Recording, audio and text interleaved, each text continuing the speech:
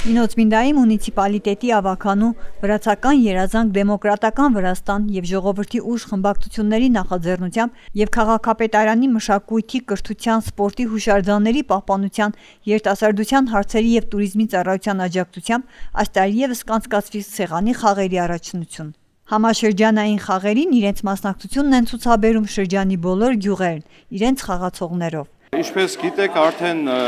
երկար տարի է անցկացվում է այս մրցաշարը, վրացական երազանք խմբակցության կողմից է կազմակերպված, ինչպես նաև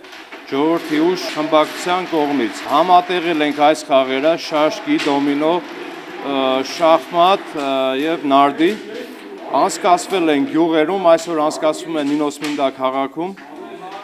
որից հետո ամսի 7-ին, մարտի 7-ին տեղի կունենա շրջանային առաջնությունը, որին կմասնակցեն ինչպես գյուղերի ախտորները, այնպես էլ քաղաքի ախտորները։ Հույսով ենք, որ այս ամենը կաջակցի ժողովրդի մեջ կմտնի սեր դեպի այս ձևի խաղերը եւ ժամանակ անցկացնելու միջոց է, էլի կարելի ասել։ Մասնակցում են տարբեր տարիքի մարդիկ, հուսով ենք, որ մյուս տարի էլ ավելի շատ կմասնակցեն։ Այս ամենը իմ կարծիքով կաջակցի միախմբվածությանը եւ կունենա ավելի լայն տարածում բնակչության միջև։